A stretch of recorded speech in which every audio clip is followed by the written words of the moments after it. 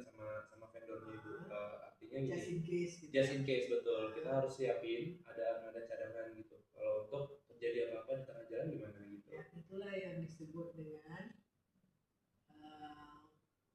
gimana dimensi yang mana itu? Dimensi Antisipatif. iya. Plan A, plan B itu apa?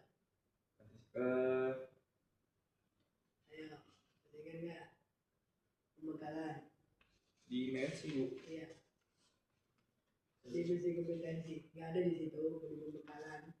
Oh, ada di itu. Pakai plan A, plan B. Nah, ini kamu ini plan B. Dan angkanya kan berjalan sesuai dengan ketentuan. Tiba-tiba just in case, ya. Iya. Hujan, mogok dan sebagainya, cadangan ini yang disebut dengan beyond our apa coba? Kontingensi Ya, kontingensi supir. Udah di jalan jadi. Iya.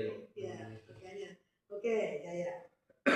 Oke, Yes. dari action 3, 1, 2, 3 udah diantaranya.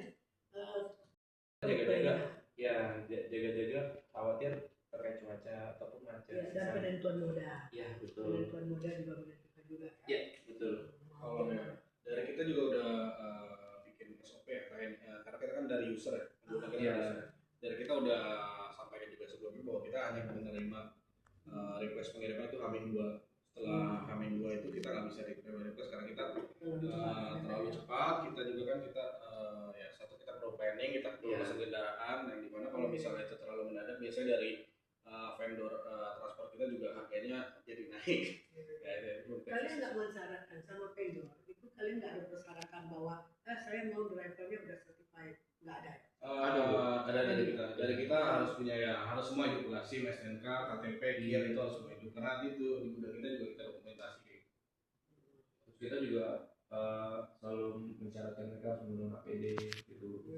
Itu ya karena kaitannya juga kan kita tidak hanya di lokasi warehouse kita tapi nanti di penerimaan juga. Karena masih satu orang tahunya kan kalian. Ya. Saya lagi kalian Betul. di bawah ya. Karena dia kan akan merepresentasikan company kita gitu. Terus lalu yang kedua itu kita juga sering mengkonsolidasikan pengiriman ya, khususnya apabila yang pertama terkait kapasitas armada gitu. Misalnya masih dan barang yang dikirim juga misalnya jumlahnya memungkinkan untuk kita konsolidasikan dalam satu muatan, dalam satu pengiriman, itu akan kita muatkan. Dan juga tergantung tujuannya Bu.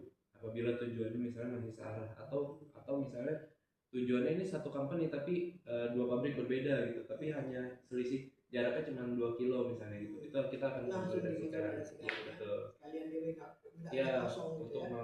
untuk mengefisienkan biaya lalu juga waktu gitu kan. Nah itu karena terkait sekali kalau transportasi itu dengan moda yang dipilih. Betul.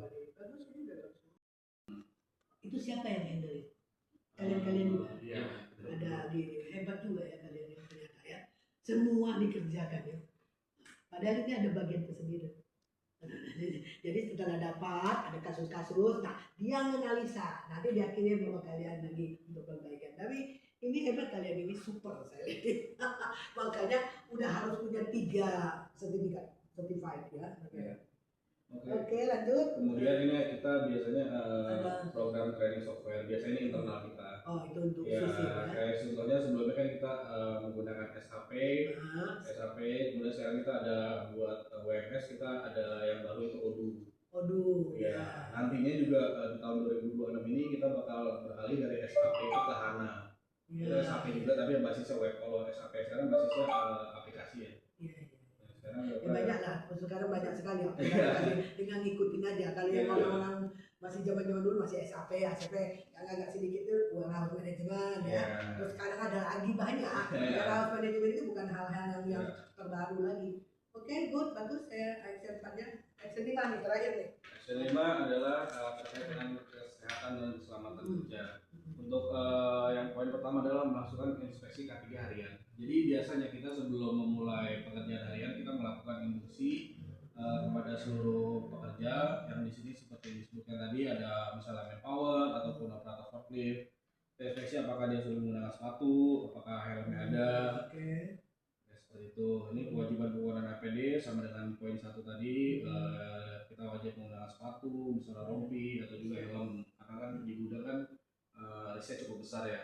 Yes, yes. Kemudian yang ketiga adalah pemeriksaan, karena di sini Forklift, kita mau mostly menggunakan forklift ya, itu biasanya kita cek dulu. Yang pertama Berapa ton ini yang dipakai? kita 3 ton 3 ton. ya, karena barang kita masih 2 ton. Jadi yang pertama bisa kalau forklift kita bisa cek itu mulai dari hidroliknya, kemudian ada olinya, kemudian bannya, kemudian juga ada lampu-lampunya, klakson, semua segala macam kita cek lah. Dan jangan sampai kelewatan juga CEO dari operator ya. Iya. Jangan sampai dia udah kerja ternyata dia nggak punya CEO, kalau ada apa-apa kita Ini ada sertifikasinya juga. Material handling equipment ya. 5 ton, 3 ton, 10 ton ada. Lengkap loh di kelas loh ini. Logistiknya lengkap banget jadi. kebetulan saya juga punya buku ya. Oh iya, ya. CEO-nya, tapi kamu CEO-nya itu kan dari ini, dari Kemenaker. Iya, Betul ya. Kalau gini, kalau Kemenaker Target apakah kita bisa memenuhi itu semua baik dengan ketepatan waktu dan juga ketepatan stok. Kemudian kita membuatkan dashboard operasional harian, jadi kita tahu apa yang harus dilakukan hari itu sehingga bisa melakukan pekerjaan yang lebih efektif.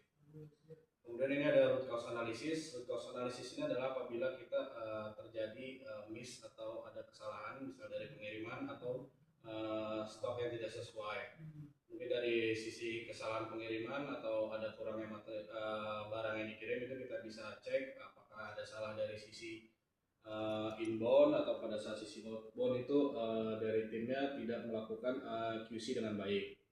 Kemudian misalnya ada selisih stok, dari selisih stok ini kita juga bisa melakukan evaluasi ke belakang juga, mulai dari mana. Kita bisa melihat pada apakah ada kelebihan pengiriman atau memang pada saat penerimaan material ini material sudah kurang, atau memang ada dari dari user yang mengerjakan base system. Ini ada yang base itu bisa dilihat di situ. Karena kalau dari kita sendiri kita punya 3 report. Kita ada report di grup kita sendiri. Oh, kalian ada grup WA ya? Ya, ada grup WhatsApp itu ada report harian pengeluaran pemasukan barang. Terus kemudian kita juga punya dashboard logistik. Ini di luar WMS ya, satu lagi kita punya WMS kayak gitu. Oke. Apakah ini memang sudah kalian terapkan semua? Jadi, oke, ini kan actionnya, udah resultnya.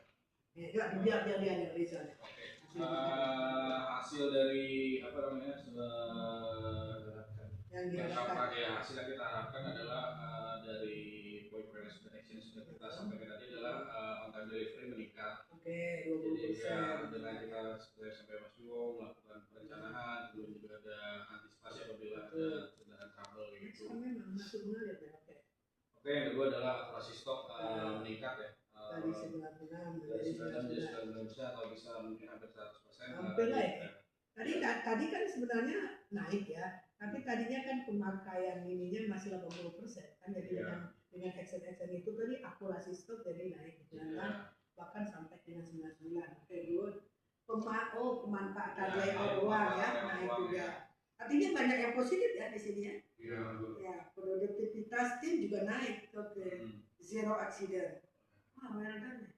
Hebat nih kamu. Assalamualaikum warahmatullahi wabarakatuh. Selamat siang. Sebelumnya terima kasih Ibu Nurmaningsih selaku asesor uji kompetensi dengan skema supervisor pada hari ini. Saya akan sedikit mempresentasikan terkait asesmen untuk supervisor di tahun 2006. Nama saya adalah Bimo Putro Surya Condro. Di sini saya bekerja di Sun Energy dengan posisi sebagai procurement warehouse dan logistik spesialis. Oke. Yang pertama saya akan menjelaskan terkait situasi yang terjadi di gudang kami sebagai studi kasusnya. Kita menggunakan kondisi aktual di gudang Sun Energy, di mana yang pertama kapasitas gudang yang saat ini terpakai itu sampai dengan 80%. Lalu kemudian yang kedua volume outbound itu